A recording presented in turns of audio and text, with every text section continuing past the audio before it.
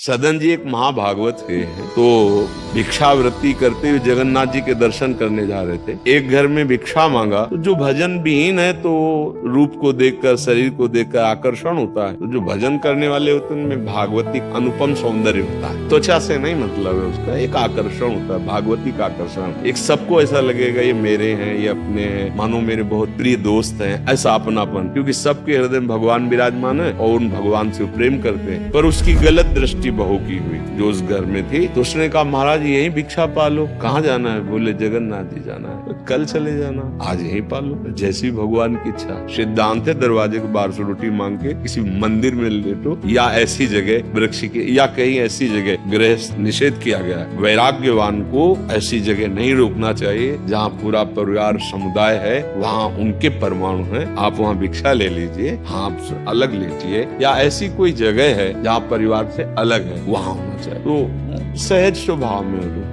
कि सुबह चले जाना और रात्रि में वो भाव दूषित करके उनसे बात। तो उनका तुम्हारे पति हैं, तुम ऐसा कैसे भाव कर सकते हो? दरवाजा बंद है। वो चली गई। तो शायद उन्होंने समझा कि समझ आ गई होगी। वो गई और सोते हुए पति का गला काट दिया और आगे बोले उनको तो मार दिया। अब कहा दुष्टा, तुमने अपने पति की हत्या कर दी, बहुत निंदनीय। तो उनका अगर आप हमें स्वीकार नहीं करते तो अभी हल्ला मचाते, पूरा जो मोहल्ला है वो जाग के अभी तुम्हें जान से मार देगा। उनका मरना स्वीकार, गलत आचरण नहीं कर सकता। उसने हल्ला मचा दिया, बहुत लोग एकत्रित हो गए। उनका देखो माया का जाल अलग होता है। देखो इसने हमारे पति को मार दिया, पहले तो हमारे साथ गलत भाव करने हमने रोका तो पति ने भी रोका, देखो पति को मार दिया। और वैसा ऐसा उनको राज दरबार में बंदी बना के उनके हाथ काट दिए गए। एक बार केवल उत्तर दिया था, नहीं ये झूठ है, दोबारा नहीं। भगवान के स्मरण में मगन हो गए। अब जो हमारे प्रारब्ध पूर्व का कर्म होगा। जब जगन्नाथ जी के सामने गए ना तो प्रभु हाथ होते तो जोड़कर प्रणाम करता, अब तो प्रणाम से स्वयं नवीन हाथ आ जागृत हो गए। मतलब कष्ट सहना मंजूर है, लेकिन धर्म विरुद्ध आचरण नहीं।